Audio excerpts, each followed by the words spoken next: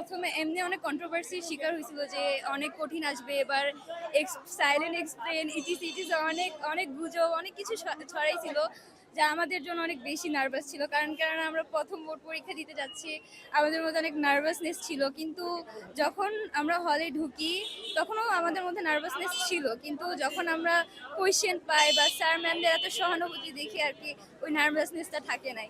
তো যেভাবে বলেছিল যে অনেক কঠিন হবে অনেক কিছু, ওরকম দেখতে পাই নাই। আশা করি বাকিগুলো ওরকম হবে না, ইজি হবে। এই প্রশ্ন আসলে কেমন সহজ ছিল? আসলে নর্মালি এমনি পারলে সবাই পারবে, যদি মানুষ পড়ে থাকে ভালো করে। কোয়েশ্চেন মোটামুটি ইজি আসছে, মানে মানুষ যদি নর্মাল রিডিংও পড়ে ভালো করে পারবে আর কি, এত সহজ আসছিল। এই সাবজেক্টে কেমন রেজাল্ট আশা করছি? আশা করি অনেক ভালো রেজাল্টই আসবে, যেহেতু সবগুলোরই অ্যান্সার মোটামুটি দিয়েছি। তো হ্যাঁ, পরীক্ষার আগে নকল সম্পর্কে অনেক কথা শোনা যাচ্ছিল, নকলের ব্যাপারটা আপনি কিভাবে দেখছেন? নকল করা যায় কিনা বর্তমান সময়ে? এই বর্তমান সময়ে নকল আসলে এরকম হওয়ার কথা না, কেননা হচ্ছে এই যুগে অনেক মানুষ, হ্যাঁ নকল আগে ছিল অনেকটা, কিন্তু এই যুগে মনে হয় না নকলের ব্যাপারটা আসবে।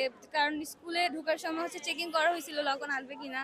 আর এমনিও হচ্ছে এখন আমার মনে হয় না কেউ নকল আনার কথা, তো শুধু শুধু বলে লাভ নেই।